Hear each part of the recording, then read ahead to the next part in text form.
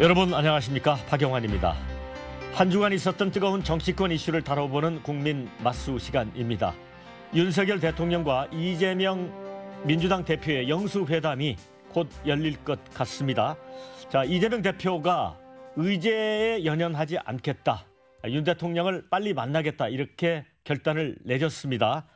자, 이제 실제 회담이 열리면 이제 협치가 22대 국회에서는 더욱 가속화될 것 같다는 생각이 듭니다.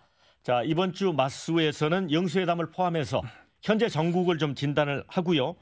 또 협치 가능성을 한번 조목조목 따져보도록 하겠습니다. 뜨거운 토론을 펼쳐줄 두 맞수 소개를 합니다. 먼저 송영훈 전 국민의힘 선대위 대변인입니다. 반갑습니다. 네, 안녕하십니까. 네, 이에 맞서서 민주당 청주 청원 당선인입니다. 송재봉 당선인 나왔습니다. 반갑습니다. 네, 반갑습니다. 자, 먼저 본격 토론에 앞서서 가볍게 좀 질문 하나씩 하겠습니다. 우선 송재봉 당선인님은 축하 말씀 드리고, 네, 고맙습니다. 청주는 4개 지역구 모두가 민주당 후보가 당선이 됐습니다. 예. 자, 스윙보터 지역이었는데 정권 심판론이 그렇게 강한 거죠? 그렇죠. 이번 선거는 그 거리에 가서 유권자들을 만나면 그렇게 말씀을 하시더라고요. 꼭 이겨달라. 부탁을 하시더라고요. 유권자들이. 어쩌면 그만큼 이 윤석열 정권에 대해서 이번엔 좀 제대로 혼을 내야 되겠다. 이런 좀 유권자들의 마음이 전달이 된 것 같고요. 그래서 청주의 선거구도 그냥 하나의 선거구가 된 것 같더라고요. 결과적으로 보니까 거의 비슷한 비율로 민주당 후보들이 다 승리를 했고 다 사실은 그 신인으로 교체가 된 지역이거든요. 네. 현역 의원 3명이 다 바뀌고 신인으로 나왔는데 그럼에도 불구하고 이런 결과가 나온 걸 보면 윤석열 정부의 국정기조 바꿔라 이런 요구가 반영된 것이다 이렇게 생각을 합니다. 자, 송영훈 대변인, 국민의힘에서는 이제 총선 패배 원인을 분석하는 내부 자체 토론회가 있었어요. 근데 보니까 수도권 낙선자 한 분이 대통령의 경로를 지적하면서 경로 때문에 망쳤다. 뭐 이런 식의 표현까지 하던데요. 그 김종혁 예. 위원장이죠 아마도 그 국민들께서 경로를 하셔야지 대통령께서 경로를 한다는 이야기가 계속 나오면 어떡하느냐 그런 말씀을 하신 걸로 저도 봤는데 새겨들어야 될 부분이죠. 지난 2년간의 대국민 소통 방식 그다음에 어떤 국정 운영에 매끄럽지 못하고 둔탁한 부분 이런 것들에 대한 총체적인 평가와 반성과 변화와 쇄신이 요구되고 있습니다. 국민의힘에서 그런 목소리를 굉장히 무겁게 듣고 앞으로 많은 실천이 뒤따라야 할 거라고 생각하고 있습니다. 자, 이제 영수회담 얘기로 한번 넘어가 보겠습니다. 그동안 이제 2차 실무회동이 있었는데 의제를 놓고 신경전이랄까요? 이제 기싸움이 있었습니다. 그런데 이재명 대표가 용산회담 의제 정리가 녹록치 않은 것 같으니 다 접어두고 대통령을 만나겠다 이렇게 결단을 내렸습니다. 송 당선인은 어떻게 보십니까? 이걸 왜 결단했을까요? 이재명 대표가? 지금 2년 만에 처음으로 이제 영수회담이 열리는 거지 않습니까? 그동안 9차례인가 요청을 했음에도 불구하고 그동안 계속 거부하다가 이번 그 총선 민심을 반영해서 처음으로 영수회담이 열리는 자리이기 때문에 그 자체만으로도 상당히 의미가 있는 자리다 이렇게 좀 판단을 하신 것 같고요. 그리고 그 의제 자체가 그 용산에서 그 즉각적으로 다 받아들이기 어려울 것이라는 현실적 한계 이런 것도 좀 인정을 하신 것 같고요. 그리고 무엇보다도 또 가서 직접 이 윤석열 대통령을 설득하고 해야 될 말이 많은 것 같습니다. 그리고 정말 이제 민생 경제를 중심으로 해서 또 국정 운영의 기조를 꼭 바꿔달라 이것이 이번 총선의 민심이라고 하면 그 민심의 뜻을 제대로 전달하고 또 그를 통해서 국정 기조를 바꿔내는 것은 또 야당 대표로서 가져야 될 책임감도 있다고 봤고요. 그런 것들이 좀 종합적으로 작용을 해서 좀 통크게 결단을 내리신 것이 아닌가 그렇게 생각을 합니다.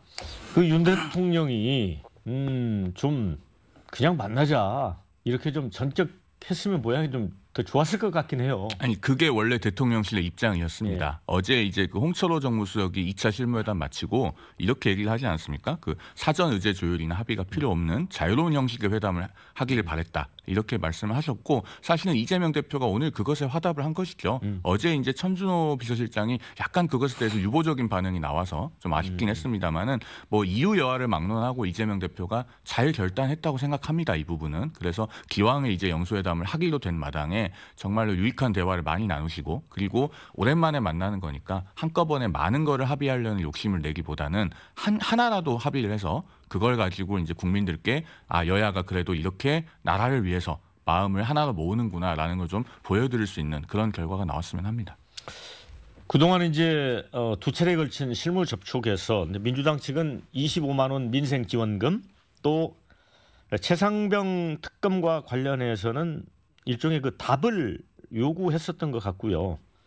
용산 대통령실은 결론 내고 회담한다는 게 이게 무슨 회담이냐 이렇게 의견이 충돌했던 걸로 알고 있거든요. 송 당선인께서는 어떻게 보세요?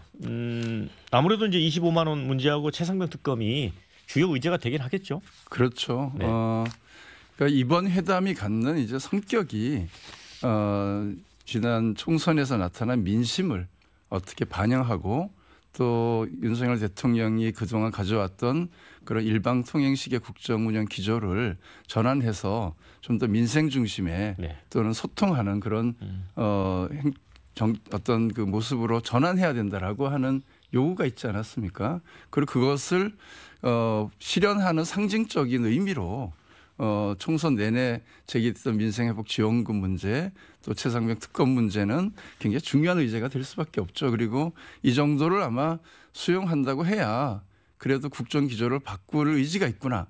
이런 것을 좀 확인하는 의미가 있을 것이다. 그래서 사전 의제를 조율하자고 했던 것도 만나서 사진만 찍고 오면 국민들이 또 엄청 실망할 거 아니겠습니까? 그래서 사전에 그래도 어느 정도 조율된 내용을 가지고 만나면 구체적인 성과를 낼 수 있으니까 그렇게 좀 하면 좋겠다 이런 좀 제안이었던 건데 워낙 용산에서 난색을 표하니까 그럼 만나서 설득하는 방식으로 좀 전략을 수정한 것이다 이렇게 봅니다. 만나서 설득하겠다. 이런 주장이네요. 근데 그 최상병 특검법 같은 경우는요. 제가 봤을 때는 이재명 대표가 아마 우선순위 앞쪽에 올리진 않을 거라고 생각합니다. 왜 그렇습니까? 기본적으로 이제 정치는 우선순위의 기술인데요. 최상병 특검법 같은 것은 뭐 영수회담 자리에서 얘기는 할 수 있겠죠. 그러나 그것을 어떤 우선적인 합의의 대상으로 놓고 대화를 하게 되면은 현실적으로 합의의 가능성이 그렇게 높지 않을 겁니다. 저는 개인적으로는 국민들께서 의문을 갖고 계시면 그 물음표를 떼어드리기 위해서 정부와 여당은 항상 최선의 노력을 다해야 된다고 생각합니다. 그러나 그 최상병 특검법은 이 특검법이 발의된 과정을 보면 민주당이 9월 5일에 고발을 하고 9월 7일에 스스로 특검법을 발의를 합니다. 네. 그리고 10월 6일에 바로 패스트트랙에 올려요. 우리가 고소인이나 고발인이 스스로 수사기관을 정하고 이 사람이 수사하게 해주세요. 이렇게 하는 것은 좀 맞지 않지 않습니까? 그런 부분에서 좀 절차적으로 따져볼 부분이 있기 때문에 아마도 대통령께서 바로 즉답을 하진 않을 것 같고 그런데 여야가 오랜만에 대통령과 제1야당 대표가 만났으니 하나라도 합의를 해서 국민들께 성과를 드리기 위해서는 우선 접점을 찾을 수 있는 것부터 예를 들면은 지금 여야가 광범위하게 그 국민들의 지지를 받고 있는 의료개혁부터 합의를 한다든가 혹은 또 지금 야당에서는 민생 지원금 말씀을 하시는데 그걸 과연 현금으로 지급하는 것이 적절한지는 두 번째 문제로 하더라도 뭔가 민생에 직접적으로 피부에 와닿을 수 있는 현안에서 합의를 한다든가 그런 것들이 좀 바람직할 것 같아 보입니다. 예, 아마 오늘 그 아침에 잠깐 보니까 민생 회복과 관련된 문제를 우선적으로 논의하겠다 이렇게 말씀하셨더라고요. 그래서 저도 좀 비슷한 생각인데 일단 그 민생 회복 지원금 문제 또 더 나아간다면 R&D 예산의 복구 문제 뭐 이렇게 해서 실질적인 그런 민생과 국민 경제에 도움이 되는 일들을 좀 합의해 나가는 것이 일차적으로 중요한데 동시에 이제 총선 기간 내내 나왔던 그런 국민들의 요구 적어도 국민들의 3분의 2 이상이 적어도 최상병 특검은 꼭 실현돼야 된다라는 요구가 있거든요. 근데 정치는 각자의 어떤 이해관계도 있지만 국민의 요구에 얼마나 화답하느냐라고 하는 것이 굉장히 중요한 문제이기 때문에 이 문제를 그 중요한 의제로 다루지 않을 수는 없을 것이다. 그리고 어쩌면 윤석열 대통령이 이 문제에 대해서 전향적으로 답을 한다고 하면 제대로 된 협치에 정말 물꼬가 트이는 계기가 되지 않겠는가 이런 좀 기대를 합니다.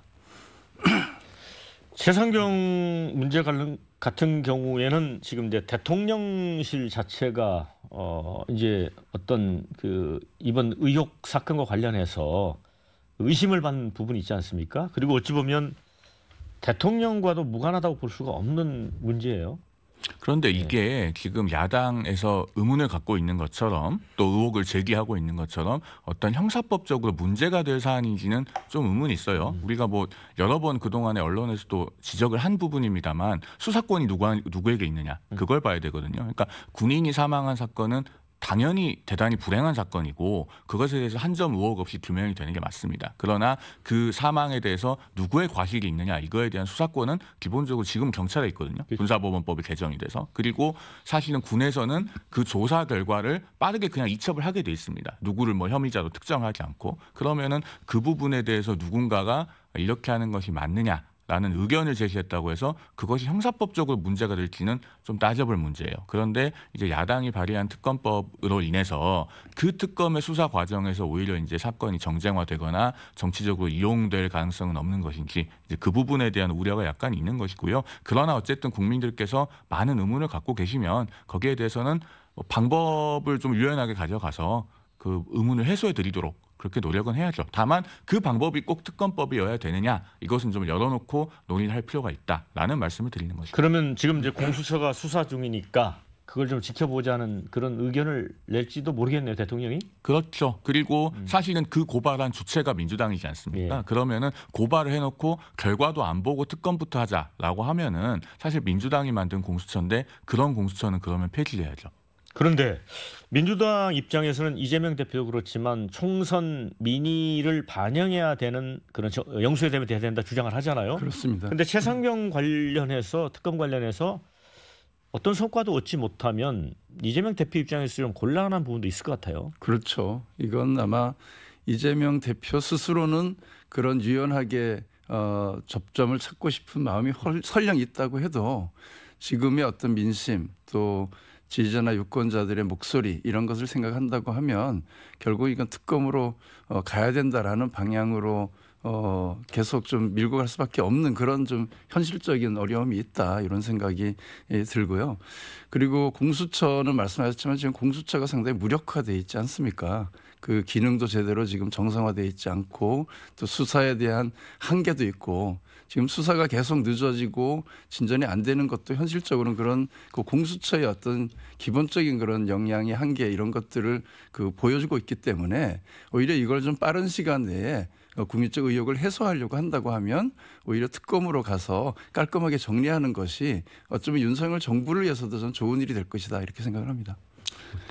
최상병 특검법에 대해서 제가 한 가지만 더 짧게 말씀을 드리면 과거에 이제 21대 국회에 있었던 다른 특검법 사안에서도 제가 방송에서 비슷한 개인적인 의견을 말씀을 드린 적이 있습니다만 민주당이 사실 정말 특검을 하고 싶은지 저는 그게 좀 의문이 들 때가 있어요. 왜냐하면은 지금 발의한 이런 개별 특검 법안들은요. 대통령이 법률안이기 때문에 제2요구권을 행사할 수 있지 않습니까? 그런데 우리나라에는 이미 특별검사의 임명 등에 관한 법률이라고 해서 소위 상설특검법이 있습니다. 예. 그 상설특검법은 국회에서 결의를 하면 그거는 법률안이 아니고 결의안이기 때문에 대통령의 제2요구 대상이 아니에요. 그러면은 정말로 특검을 하고 싶으면 상설특검법에 따라서 특검을 하면 됩니다. 그런데 개별특검법을 자꾸 발의를 하거든요. 그리고 대통령이 제2요구를 할 수 있는 기회를 열어놔요. 그러면 정말로 이게 특검을 통해서 의혹을 해소해야 되고 그것 아니고 다른 방법은 없다라고 하면은 상설특검에 따른 그 특별검사의 수사가 필요하다는 결의를 국회에서 하면 됩니다. 근데 민주당도 안 하잖아요. 그러면은 사실은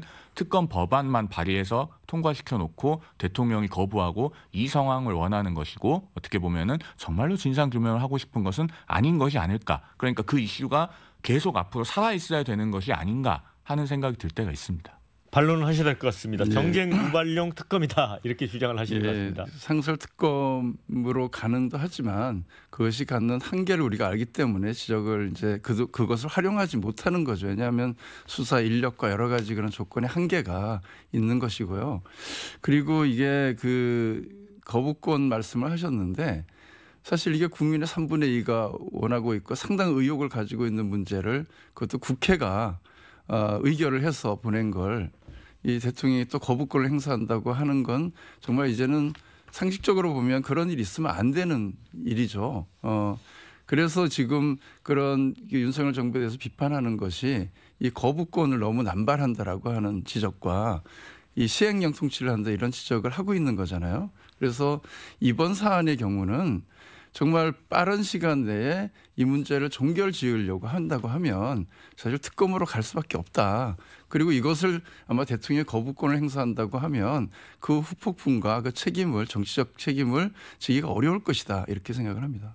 거부권 행사에 대해서 말씀하시니까 제가 좀 짧게 반론을 드리면 지금 그래서 영수회담을 하는 것이죠. 영수회담을 통해서 협치를 복원하고자 하는 것입니다. 지금 여야의 상황은 이 108대 192라고 하는 숫자는 대통령도 야당의 협조가 없이는 국정에서 성과를 내기가 어렵지만 반면에 사실은 야당도 대통령이 제2요구권을 번번이 행사하면 입법으로 아무런 성과를 낼 수 없습니다. 그러니까 그 사이에서 어떤 적절한 타협점을 찾아야 하는 거거든요. 그런데 만약에 야당에서 이번 영수회담에서 이재명 대표가 대통령의 제2요구권 행사만 문제를 삼으면 그러면은 대통령도 그렇게 말씀하시고 싶지 않겠습니까? 그러면은 야당도 패스트트랙 자제해주고 직회부 자제해주고 힘을 남발하지 말아달라 이렇게 될 건데 그렇게 되면 그 대화는 접점을 찾지 못하고 아마 대화가 깨지고 다시 강대강으로 치닫는 파국이 예고가 되어 있습니다. 그렇기 때문에 상호 적절한 범위에서 타협을 하는 그런 그 정치적인 지혜를 두 분 모두 좀 발휘해 주십사. 저는 그런 말씀을 드립니다. 자, 이번 주제는 여기서 좀 마무리 지어야 될 것 같습니다.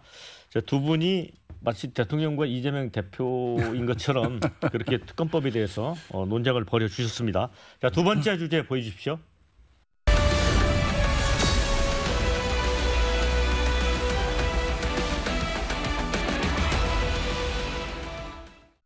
국민의힘이 이제 총선 패배 이후에 그 원인을 분석하는 이제 자체 토론회도 열고 있고요. 또 차기 지도부 구성을 놓고 지금 움직임을 보이고 있습니다. 차기 원내대표는 친윤이 맡고 대표는 비윤이 맡아야 되는 거 아니냐는 이제 역할 분담론도 나오고 있습니다. 자, 이게 이제 어떻게 되는지 이제 내부 사정부터 좀 볼 텐데요. 우리 송 대변인, 지금 친윤 이철규 의원, 김도읍 의원 간의 투톱 경쟁으로 가는 모양이죠, 원내대표 선거는? 아직 지금 출마 선언들을 공식적으로 하지 않으셔서요. 원내대표 선거의 구도는 조금 더 봐야겠습니다만은 이철규 의원이나 또 김도읍 법사위원장이나 이런 분들의 그 이름이 많이 거명되고 있는 것은 맞죠. 그런데 조금 전에 이제 역할 분담론 말씀을 하셨습니다만은 이것을 친윤과 비윤의 문제로 나누는 것은 좀 적절하지 않은 것 같습니다. 일단은 국민의힘에서 이번 전당대회를 통해서 선출될 당대표의 역할은 중도 확장, 외연 확장, 그러니까 중수청, 중도 수도권 청년으로부터 사랑받는 정당으로 재건해 나가는 길, 그 길을 이끄는 당의 간판 역할을 하는 겁니다. 반면에 원내대표는요, 지금 원내대표에게 가장 필요한 것은 교섭력과 투쟁력이에요. 민주당에서 17대 국회 이후로 우리 국회에 확립된 전통에서 벗어나는 말씀들을 하고 계시거든요. 그러니까 국회의장을 가져가는 당은 법사위원장을 원래 못 가져가는 것이 17대 국회 이후에 확립된 관행입니다. 그런데 국회의장, 법사위원장, 운영위원장까지 다 독식을 해서 18개 상임위 다 가져가겠다고 얘기를 하고 있어요. 그 상황에서 지금 국민의힘에서 이번에 선출되는 원내대표는 법사위원장과 같은 핵심적인 그 위치를 지켜서 국회 내에서 최소한의 견제와 균형이 이루어질 수 있도록 하는 그 역할을 해야 됩니다. 그래서 아마 당내에서도 계파보다는 이것은 인물을 보고 교섭력과 투쟁력이 누가 가장 뛰어난가를 놓고 투표를 하실 것이다. 저는 그렇게 예상합니다. 네, 다른 당 사정이긴 합니다만 이 국민의힘에서는 이제 민주당 차기 원내대표가 친명계라기보다는 찐명계죠. 박찬대 의원으로 이제 자동 교통 정리가 되는 걸 보고 그런 고민을 하는 것 같습니다. 그 맞상대를 찾아야 될 거 아니냐. 이게 나비 효과라고 할까요? 네. 글쎄, 저는 각 당에 이제 사정이 있을 수 있고 내부에 여러 가지 논의를 거쳐야 될 텐데 국민의힘의 현재는 그 총선 패배에 대한 여러 가지 내부의 이제 그 교통 정리나 평가나 이런 작업들이 아직은 좀 완료가 안 된 느낌도 들고 있고요. 근데 이제 보통의 경우는 그 총선 패배에 실질적인 책임을 지고 있다라고 하는 분을 또 대표로 내세우는 경우는 많지는 않거든요. 근데 지금 논의되고 있는 이제 이철규 원내대표 후보라고 해야 될까요? 이분의 경우는 어떻게 보면은 그 인재영입위원장도 하셨고 또 공심위원회 핵심 역할을 하셨던 분이신데 이분을 또 간판으로 내세운다라고 하는 것이 얼마나 국민적인 그런 좀 동의를 받을 수 있을까, 그런 면에서는 저는 좀 어느 회의가 들고, 그래서 가능하다고 하면 정말 이런 때는 좀 새로운 인물로, 그리고 야당과도 좀 뭔가 원만하게 좀 협상을, 전투력 말씀인데 그거보다는 좀 협치의 정신을 가지고 원만하게 합의를 끌어낼 수 있는 그런 인물이면 오히려 더 앞으로 국정 운영이 원만하게 운영되는데 도움이 되지 않겠는가, 좀 그런 생각을 해봅니다. 사실은 야당이 법사위원장까지 독식하겠다고 하지 않으면 저희가 그럴 여유가 있습니다. 그런데 지금은 정말로 교섭력과 투쟁력이 중요하거든요. 아마도 국민의힘의 첫 원내대표는 이번에 정말 단식 투쟁을 해서라도 이 법사위원장을 사수해야 될 수 있을 겁니다. 왜냐하면은 지금 법사위원장은 사실 예전보다 권한도 많이 약해요. 우리 국회 선진화법이 2021년에 또 개정이 됐었지 않습니까? 그래서 지금은 법사위에서 60일 이상 들고 있으면 해당 소관 상임위에서 5분의 3 이상 찬성하면 본회의에 그냥 직회부가 돼요. 최근에 뭐 양곡관리법부터 시작해서 뭐 민주유공자법, 가맹사업법 줄줄이 직회부가 된 게 바로 그 규정에 근거해서 그렇게 한 겁니다. 그러면은 법사위원장이 과거 국회의 한 절반 이하의 권한만 갖고 있는데 그것조차도 민주당이 다 가져가겠다고 하거든요. 사실은 협치를 말씀하실 거면 그 부분에 대해서 먼저 정리를 해주시면은 국민의힘도 그러면은 원내대표를 뽑을 때 여러 가지 다른 정무적인 것까지 광범위하게 고려를 할 수 있을 겁니다. 그런데 그렇지 않다면은 결국에는 인물의 교섭력과 투쟁력을 보고 당선인들께서 투표를 하시게 될 겁니다. 예, 그 법사위의 기능이 말씀대로 그렇게 과거에 비해서 중요하지 않았다고 하면 그 법사위를 지키기 위해서 단식까지 해야 될 이유가 있을까? 역으로 네. 좀 그런 생각이 들고요. 그렇게 또 된 이유는 이번 21대 국회에서 대부분의 이 법안들이 통과가 되면 법사위에 가서 다 발목이 잡혀버리는 거예요. 그래서 상당한 기간 당장 좀 시급하게 처리해야 될 법률들도 거기서 다 지체가 되다 보니까 일을 안 한다, 국회가. 특히 이제 민주당이 180석 가지고 뭐 했냐, 이런 굉장한 비판을 받는데 그 이유가 보니까 법사위에서 발목이 잡혀서 그런 경우가 상당히 있었거든요. 그러다 보니까 정말 이제 일하는 국회가 되려면, 그리고 민의를 제대로 대변하는 국회로 가려면 법사위에서 이렇게 발목 잡는 일은 좀 없어야 되겠다. 이런 것이 현재 민주당의 이 당원과 또 그 당선자들의 공통된 고민이 있다, 그런 생각을 하고 있습니다. 네, 예, 조금 전에 이제 법사위 원장이 그렇게 권한이 적어졌는데 왜 굳이 가져가야 되느냐라는 취지로 말씀하셨기 때문에 제가 조금만 반론을 드리면, 원래 그 법사위에서 들고 있을 수 있는 기간이 120일이었습니다. 그런데 2021년에 국회법을 개정하면서 당시 이제 민주당이 국민의힘과 합의를 한 게 있어요. 이거를 60일로 줄이는 대신에 법사위원장을 과거처럼 후반기 국회부터 국민의힘에 주겠다. 그렇게 해서 합의해서 60일로 줄어든 거예요. 그리고 지금 민주당은 그 제도를 아주 충실하게 이용하고 있거든요. 그러면은 그 당시 합의의 정신에 맞게 법사위원장은 계속 원내 제2당이 가져가야죠. 그게 맞는 거고요. 그다음에 법사위에서 번번이 발목이 잡힌다고 하셨는데, 사실 우리가 4월 지금 10일에 총선 치렀지 않습니까? 2월, 3월에 원래 국회가 제대로 열리지 않습니다. 거의 12월 정기국회 끝나면 국회의원들은 다 자기 지역구에 내려가고, 그 사이에 열리는 임시국회는 정말로 그때 처리하지 않으면 안 되는 밀린 숙제만 간간히 하는 거예요. 그걸 민주당도 잘 알고 있을 텐데, 이 1, 2, 3월에 법사위에서 처리가 안 됐다고 총선 끝나자마자 상임위를 열어서 단독으로 직회부를 하는 것은 과연 이것이 법사위에서 발목을 잡혔다고 할 수 있는가? 저는 좀 많은 의문을 갖고 있습니다.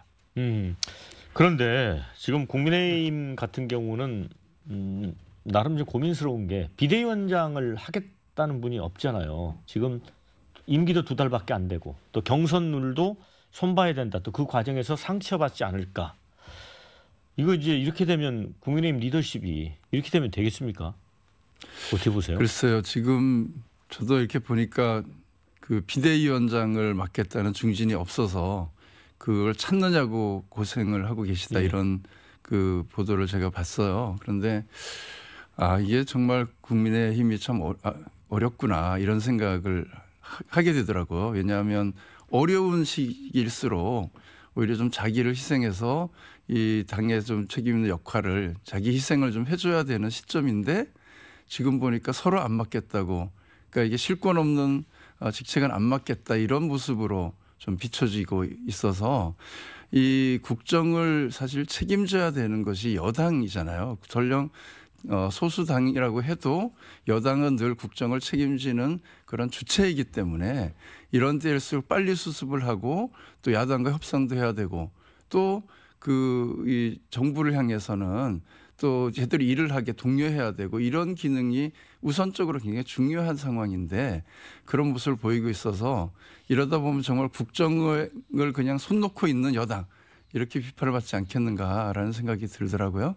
빠른 시간 내에 좀 이런 수습은 돼야 되지 않을까 그런 생각을 합니다. 네, 빨리 좀 훌륭한 중진께서 비대위원장을 맡으셔야죠. 그런데 이제 지금 비대위원장 구인난을 겪고 있는 것은 사실은 그 중진들께 다른 선택지가 많이 열려있기 때문에 그렇기도 합니다. 그러니까 4선이나 5선 이상에서 비대위원장을 맡아주시는 게 제일 바람직할 텐데 그분들 중에서는 지금 국회 부의장을 염두에 두고 계시는 분들도 있고요. 또 이번 전당대회 바로 출마해서 당대표의 직행을 하려는 분들도 없지 않아 있을 겁니다. 그리고 또 개중에는 제가 뭐 누구라고 말씀은 안 드리겠습니다만은 국무총리 후보로 거명이 되고 계신 분들도 있어요. 그러면은 비대위원장 맡으면 총리는 현실적으로 못 가지 않겠습니까? 그러다 보니 좀 구인난이 있는 것으로 보이고요. 그렇다면은 사실은 원 내에서만 찾을 것이 아니라 이번 22대 국회에서 당선이 되지 않으셨거나 혹은 불출마하셨던 분 중에서도 뭐 당에서 존경받을 수 있는 중진이면은 비대위원장을 좀 부탁을 드려서 수락을 받는 것이 좋을 것 같고 한 가지만 더 말씀드리면은 저는 이번 비대위원장의 역할이 그래도 비록 임기가 짧다고는 하지만 전당대회 룰을 바꾸는 데 있다고 생각합니다. 그러니까 2021년에 그 38 전당대회는 국민의힘 2023년이죠. 2023년에 38 전당대회는 국민의힘 입장에서는 사실은 실패한 전당대회입니다. 그 지도부가 임기를 채우지 못했고 선출된 최고위원 5명은 전원이 다 낙천하거나 낙선했거든요. 그러면은 그 38 전당대회 이전으로 되돌아가야 돼요. 그 당신 100%가 아니라 국민 여론을 적절하게 반영할 수 있는 그 이전의 경선 룰로 되돌아가야 되는데 그런 거를 이끌어낼 수 있는 리더십이 있는 분이 하셨으면 좋겠다라는 생각입니다. 네, 자 이제 세 번째 주제 보여주시죠.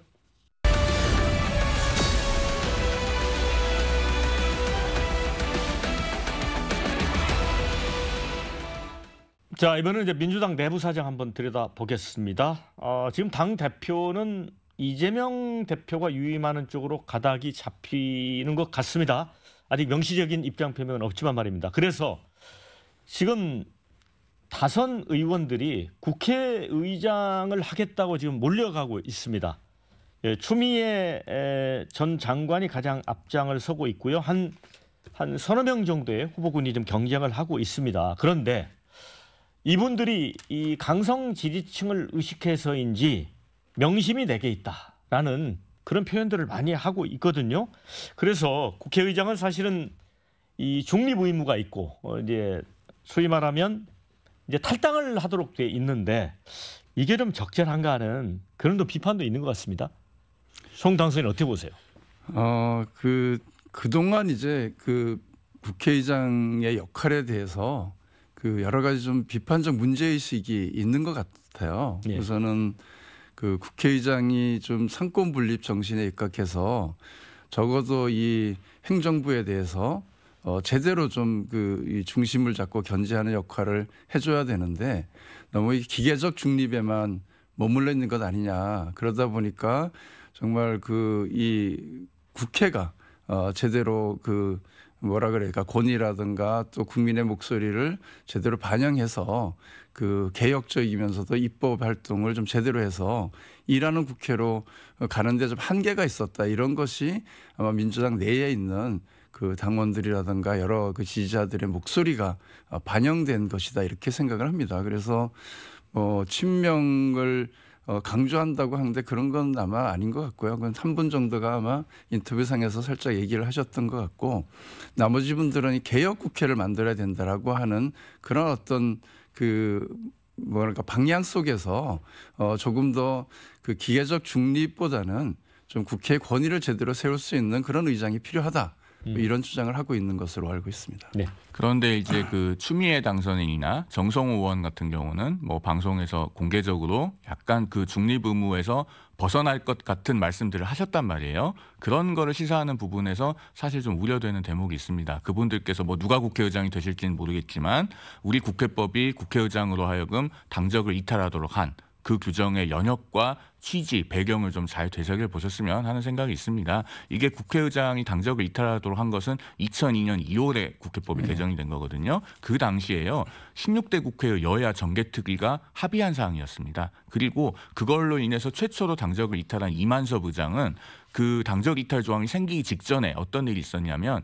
2002년 2월 19일에 당시에 새천년 민주당 의원들은 하나도 없는 상태에서 한나라당 의원들만 본회의장에 참석한 상태에서 본회의를 개회를 한 적도 있습니다.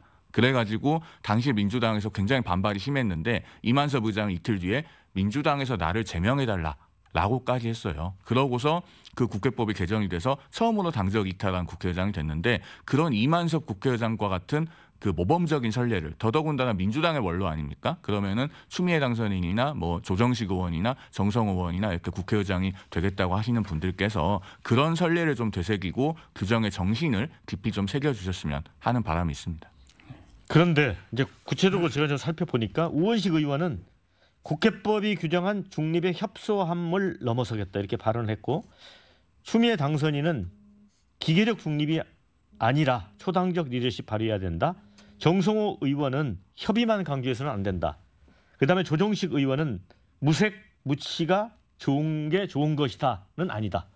어쨌든 분명하게 그런 발언을 하고 계십니다. 그런데 지금 이제 윤석열 대통령하고 이재명 대표가 이제 협치를 하겠다고 했잖아요. 네. 이 흐름하고 맞는가?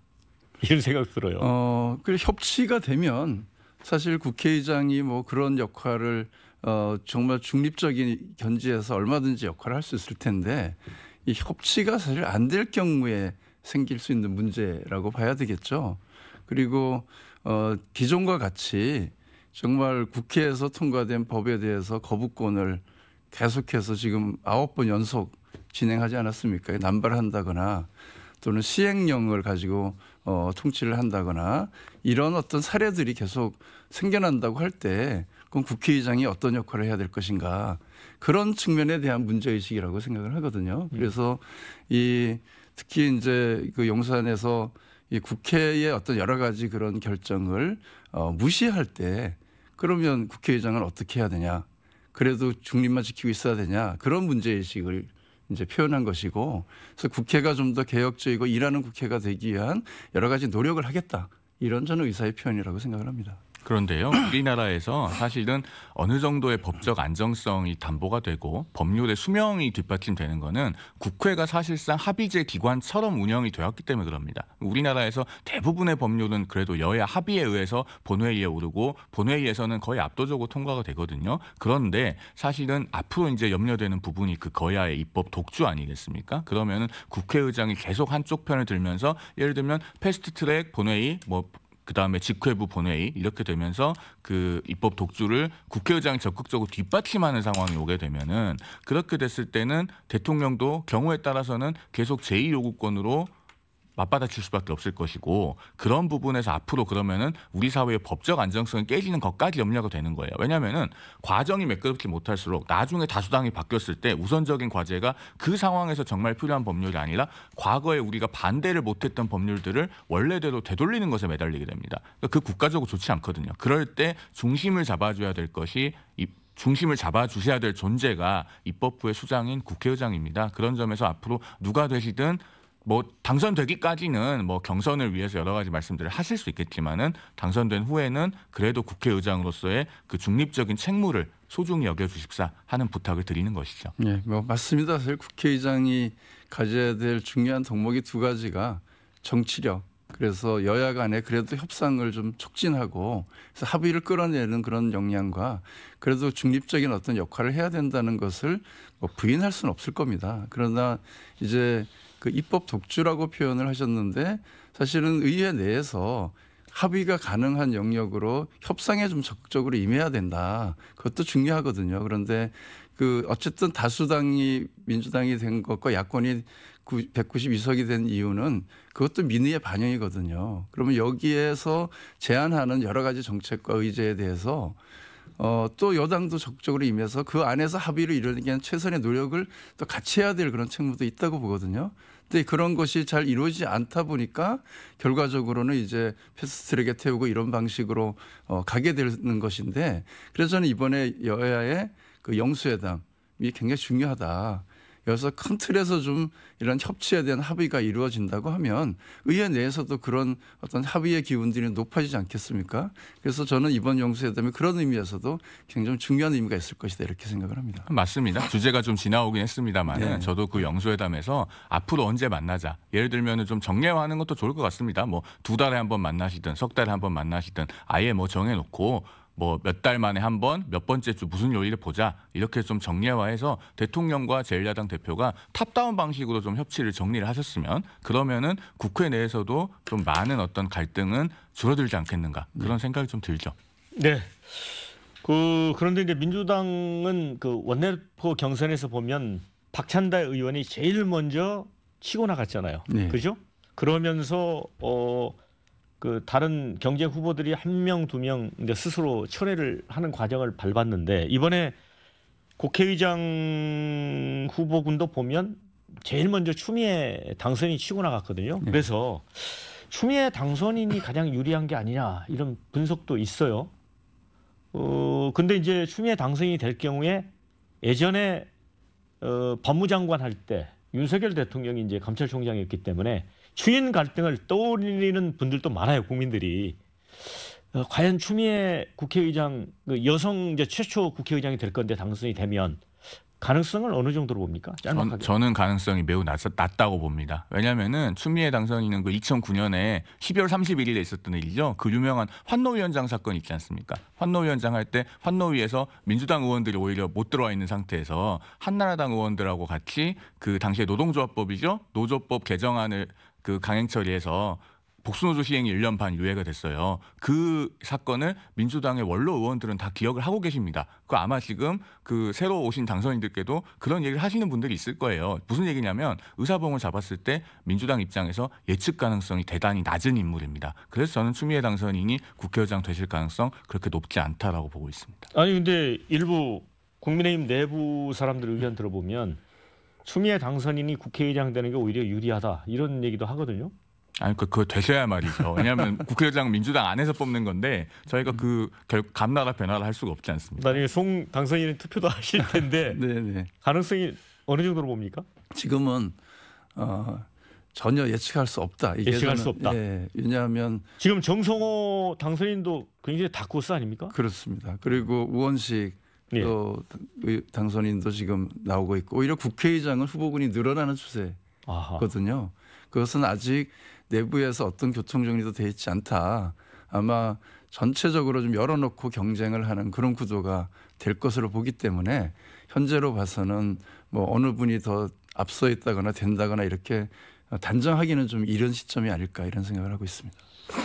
네. 그런데 이제 앞서 우리 송영훈 대변인도 말씀을 해주셨는데 상임위원장 이제 배분 문제 이게 이제 논란인데 과거 이제 민주화 이후에는 대개 그 1당이 아닌 2당에 이제 법사위원장을 주는, 그리고 이제 상임위원장도 의석수에 따라 배분하는, 물론 21대 후반기가 그렇게 했죠. 전반기. 예, 전반기가 그렇게 했는데 이제 민주당 입장에서는 제대로 된 개혁 법안을 통과시키지 못했다고 해서 이제는 이제 강하게 나가는 것 같습니다. 그런데 이 문제도 앞으로 좀 쟁점이에요. 그렇습니다. 아마 원구성 협상에 있어서 굉장히 어려운 난관이 이제 많이 있겠죠. 그래서 그 이번에 되신 원내대표들이 정말 정치력을 제대로 발휘해야지 빠른 시간에 원구성이 되지 않을까 이런 생각을 하고 있고요. 근데 이제 그 개혁 국회에 대한 특히 여러 가지 그런 그 이 민생 정책에 대한 그 빠른 어떤 속도감 있는 그 통과를 기대하는 목소리가 높거든요. 그렇게 하다 보니까 아마 원구성 협상에서도 가능하면은 그 법사위를 포함해서 주요한 좀 상임위를 그래도 민주당이 맡아야 좀 이 윤석열 정부의 국정기조를 바꾸라고 하는 그런 국민의 목소리를 제대로 담아내는 그런 민생국회가 되지 않겠는가 이런 요구가 굉장히 높습니다. 송 대변인은 아까도 말씀하셔서 짧게. 예, 그런데요. 법사위원장을 민주당이 가져가야지만 소위 개혁 입법을 할 수 있다. 저는 그 논리가 팩트하고 맞지 않다고 생각을 하는 게요. 이번에 민주당이 그 직회부한 법안들, 양곡관리법이라든가 혹은 뭐 민주유공자법이라든가 또 가맹사업법이라든가 이런 것들 21대 국회 초반에 다 할 수 있었잖아요. 그리고 그때는 대통령이 문재인 대통령이었기 때문에 누가 거부권 행사할 일도 없습니다. 그런데 21대 전반기에는 안 하고 문재인 정부 때는 안 하다가 갑자기 막판에 와가지고 이렇게 직회부를 하고 그다음에 또 법사위원장을 22대에 가져가야 된다는 그런 그 명분으로 삼고 있거든요. 저는 그게 맞지 않다고 생각하고 17대 국회 이후로 일관되게 확립된 전통대로 가면 된다. 그렇게 봅니다. 자, 마지막 주제로 가도록 하겠습니다.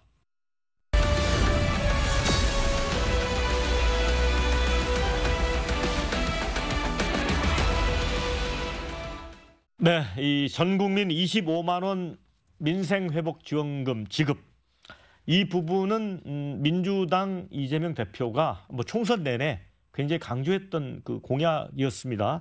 이게 이제 대통령과의 영수회담에서도 아마 테이블에 오를 것 같은데 그런데 25만 원 지원이 정말 지금 경제 상황에서 국민 경제에 득이 될 거냐, 실이 될 거냐 논란이 많습니다. 송영훈 대변인은 어떻게 보세요?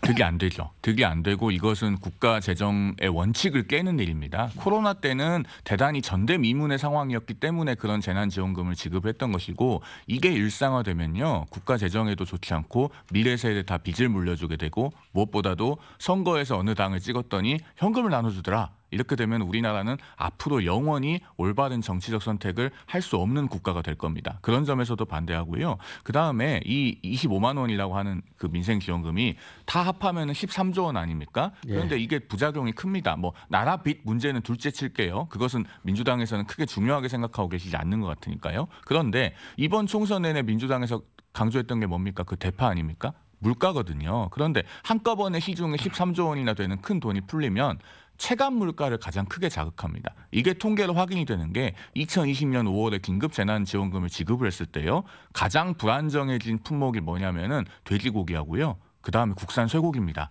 돼지고기는 그때 12.2%가 올랐어요. 그러니까 그런 식으로 체감 물가를 더 크게 자극하기 때문에 지금 우리 국민들께서 고물가 때문에 고통을 받고 계시지 않습니까? 그런데 지금 돈을 더 풀겠다, 현금을 나눠주겠다. 이것은 목마른 사람한테 소금물 마시려고 주는 격입니다. 네. 그런데 이 25만 원 지원금에 대해서는 지금 이준석 대표의 개혁신당 또 다른 야당인 새로운 미래, 녹색정의당 이게 1차적인 우선 과제냐 이렇게 야당들도 사실 좀 의문을 던지고 있거든요. 아마 이번 그 총선 기간 내내 그 유권자들을 가장 많이 만나는 시기잖아요. 네. 제가 체감했던 것도 그러니까 코로나 위기라는 특별한 상황이라고 하셨는데 그때보다 훨씬 더 어렵다고 합니다. 네. 그게 실물 경제의 현실이에요. 그래서 그때보다 더 어려운 상황이기 때문에 긴급하게 민생회복지원금이 필요하다라고 주장할 수밖에 없었던 거예요. 이게 경기가 좋았고 그 윤석열 정부 하에서도 여러 가지 그런 민생 정책을 잘해서 이런 문제가 덜했더라면 사실 이런 긴급한 그런 재난지원금 형태의 그런 지원이 필요 없었을 텐데 현실은 그래요. 그래서 정말 다녀보면 그 상가에 그 문 닫은 곳이 너무나 많고 또 빈 상가도 많습니다. 그것은 그 최근에 또 통계로도 확인되는 것이 그 연체율, 은행의 연체율이 최근 5년 만에 최고치를 기록하고 있는데 그것도 중소법인 개인사업자 연체율이 매우 높게 나타나고 있다는 겁니다. 특히 이제 2차 금융 또 카드론 연체는 사상 최고치를 기록하고 있다고 하거든요. 이게 뭐냐 하면 지금 우리 그 자영업자를 포함한 소상공인들이 굉장히 어려움에 처해 있고 또 실질적인 그 가계소득이 줄었잖아요. 2023년도에 보면 그 가계소득이 줄어든 게 현실이거든요. 그러니까 지금 소비 지출도 없고 현실로 바닥의 민생 경제는 매우 어려운 상황이기 때문에 그래도 이런 것을 그 지원을 통해서 어느 정도 회복을 할 수 있는 마중물이 필요하다 이렇게 판단을 한 것이고요. 그 물가 상승의 문제는 저는 뭐 당연히 시중에 돈을 풀면 물가가 일정하게 변동은 할 텐데 이게 장기 지속될 거냐 아니면 일시적인 영향을 주면서 민생 회복에 도움을 주지만 큰 타격을 안 줄 거냐 이것은 구체적으로 따져봐야 되는데 전문가에 따라 좀 다르긴 한데 크게 영향을 안 줄 것이다 이렇게 보는 분들도 꽤 계시더라고요. 그러니까 코로나 팬데믹 때 소상공인들 같은 경우는 그때도 이제 재난지원금을 줬었는데 실제로 가뭄 속에 담비었다. 그렇습니다. 이런 얘기를 하는 부분이 있고요. 또 구체적인 연구 수치로도 일부 좀 확인되는 부분이 있습니다. 그래서 대통령이 지난번에 민생토론회 여러 번 하면서 이제 1,000조 정도 공약에 들어가는 비용을 얘기했는데 야당에서는 그런데 그 고작 민생지원금 이 13조는 왜 안 되냐 이런 입장이거든요. 그거 좀 설명을 하셔야 될 것 같아요. 아니 그 당시에 이제 뭐 1,000조라고 하는데 그 추계 자체가 일단 정확하지가 않고요. 그다음에 그 중에 상당 부분은 민자를 유치해서 민간이 투자를 하게 하도록 하겠다고 하는 것이지 그걸 다 국가 재정으로 하는 게 아닙니다. 그래서 그 13조는 안 되고 1,000조는 되냐 이것은 맞지 않는 이야기고요. 조금 전에 이제 연체율 말씀하셨는데 그 우리 소상공인 자영업자들께서 여전히 많은 고통을 겪고 계신 것은 참 정부 여당이 책임을 통감해야 되는 부분입니다. 저도 참 안타깝게 생각하고요. 그런데 그런 고통이 왜 발생하고 있습니까? 지금 금리가 높아서 그렇거든요. 금리가 높기 때문에 그만큼 이자가 더 부담하기 어려운 겁니다. 그러면 그 금리는 지금 왜 높습니까? 물가를 잡아야 되기 때문에 전 세계적으로 지금 금리를 인상하고 우리나라도 거기 따라갈 수밖에 없는 거예요. 그러면은 물가를 빨리 잡아야 다시 금리 인하도 할 수 있고 그렇게 해서 우리 서민들의 그 고통도 좀 숨통이 트이게 됩니다. 그런 상황에서 돈을 더 풀면은요 계속 고금리를 연장해야 돼요. 그러면은 그 자영업자, 소상공인, 서민들의 그 어떤 금융 부채로 인한 고통은 더 연장이 됩니다. 그러니까요 차라리 그럴 바에는 같은 돈을 써도 현금을 나눠줄 것이 아니라 차라리 정부에서 그 소상공인 자영업자를 위한 어떤 금융 구제 대책을 내놔야 되겠죠. 그런 민생 패키지를 이번에 여야 영수회담에서도 합의를 하면 좋을 겁니다. 돈을 풀어서 경제가 살아날 것 같으면은 역대 어느 정부가 다 현금을 뿌려서 경기 못 살렸겠습니까? 네, 그러니까 돈을 풀지 말고 다른 어떤 금융 정책을 하자는 말씀인데 그런데 이번에 그 영수회담 과정에서 이재명 대표가 이제 전 국민 25만 원이라는 지급 대상을 전 국민이 아니라 취약계층의 선별 지원으로 바꾸고 금액을 뭐 다소 조정한다든가 이런 그 조정안, 수정안 이런 거를 내실 가능성도 있을까요? 그래서 제가 보기에는 그럴 가능성 높지 않을 것이다 이렇게 보고 있습니다. 아마 그 선별 지원을 할 경우에 그 대상자를 선별하는 것이 쉽지가 않습니다. 그리고 예전에도 이제 그것을 지급할 때 그래서 그 건강보험료를 기준으로 했는데 그렇죠. 이것이 시차가 있거든요. 예. 그래서 정확하게 이게 선별해내기 어렵기 때문에 그렇게 지원하는 것은 또 다른 이제 갈등을 불러올 여지가 있다 이렇게 보고 있고요. 그리고 우리가 지금 그 정부에서도 말씀하고 있는 것이 고물가이긴 하지만 이 뭐라 그래야 될까 이게 그 근원 물가는 안정적이다 이렇게 계속 주장을 하고 계시거든요. 그래서 그런데 이제 문제는 이제 생활 물가가 약간 이제 현재 그 이렇게 높은 상태를 유지하고 있어서 이것을 이제 잡는 것은 정부의 어쩌면 그런 건 관리 능력 이런 것으로 좀 해결을 해야 될 문제다 이렇게 생각을 하고 있고요. 그래서 그 우리는 좀 복합적인 문제 같아. 그 미국 같은 경우는 오히려 고물가만 잡으면 왜냐하면 경제 기조 자체가 지금 상당히 그 탄탄하고 성장세에 있기 때문에 큰 문제가 없는데 우리는 고물감을 잡다가 민생을 완전히 정말 이 어렵게 도탄에 빠지게 할 수 있기 때문에 이 두 가지를 동시에 잡아야 되는 숙제가 있거든요. 그래서 지금 단계는 그런 심폐소생술이 필요한 일시적이라도 그렇게 해서 이것을 좀 위기를 넘어서는 그런 정책이 필요하다. 그런 측면에서 좀 접근할 필요도 있다. 네, 심폐소생술이라고 봐야 된다. 짧게 답변하시고 이제 마무리해야 될 것 같아요. 예, 그런데 그 체감 물가를 더 불안하게 만드는 것이 13조 원의 현금을 시중에 푸는 것이라는 말씀을 드리는 겁니다. 아까도 제가 말씀드렸듯이 2020년에도요. 그 재난지원금 지급하고 돼지고기하고 쇠고기 가격이 제일 많이 올랐다니까요. 그러니까 4인 가구면 한 100만 원 정도 지급이 되는데 우선 기분이 좋아서 돈을 씁니다. 일시적으로 쓰죠. 그 달에는 소비가 늘어요. 그런데 당시에 그 KDI 통계를 봐도 궁극적으로 실질적으로는 재난지원금 지급한 금액에서 26에서 36%만 소비에 쓰였다는 겁니다. 왜? 나중에 월급이 들어오면 그 돈은 그만큼 저축을 한다는 거예요. 그래서 소비 증가 효과가 궁극적으로는 크지 않고 한국은행에서 추계한 것도 보면은 재정 승수는 0.2밖에 안 된다고 해요. 그러니까 100을 풀면 그중에서 GDP에 올라가는 범위는 20밖에 안 된다는 겁니다. 그런데 나라 빚은 그만큼 13조 원이 통으로 늘어나거든요. 그렇기 때문에 경제와 민생은 그렇게 살릴 것이 아니고 정말로 뭐 차상위 계층에 대한 복지를 강화한다든가 아까 제가 말씀드렸듯이 자영업자 소상공인에 대해서 어떤 금융구제책을 내놓는다든가 그렇게 마이크로 타겟팅을 해서 살려야 된다. 저는 그런 말씀을 드리고 싶습니다. 그런 대책을 그동안 수없이 내놨지만 실효성 있는 대책으로 체감이 안 된 게 현실이거든요. 그런 문제를 그래서 너무 수치에만 연연하다 보면 정작 시민들의 실질적인 삶의 문제를 들여다보지 못하는 한계가 있습니다. 그래서 정부가 늘 실수하는 것이 그런 거거든요. 통계 수치만 보다가 정작 이 바닥에 있는 시민들의 현실적 고통을 외면하는 결과가 돼서 네. 이것이 결과적으로는 총선에서도 그런 여당이 저는 패배한 원인도 됐다 이렇게 네. 생각합니다. 자, 참 어려운 문제인 것 같습니다. 네. 저희가 결론 내기는 어려운 것 같고 이제 마무리해야 될 시간이 돼서 30초씩 미처 못한 말씀 듣도록 하겠습니다. 먼저 송영길 대변인. 예, 여하튼 그 여야 영수회담이 지금 이제 큰 의제에 대한 제한을 두지 않고 모든 걸 테이블 위에 올려놓고 하시기로 합의가 됐다고 하니 이번 기회에 대통령과 그 야당 대표께서 좀 많은 말씀을 나누시고 협치를 복원하는 그런 시작점이 되기를 기대해 봅니다. 자, 송 당선인. 예. 예, 정말 제1야당의 대표가 대통령과 마주 앉는데 2년이 걸렸습니다. 정말 긴 시간을 돌아서 왔는데 예. 이번이 계기가 돼서 정말 여야 간에 또 대통령과 야당 간에 제대로 된 좀 그 터놓고 국정을 논의할 수 있는 그런 장이 좀 열렸으면 좋겠다 이런 생각을 하고 있고요.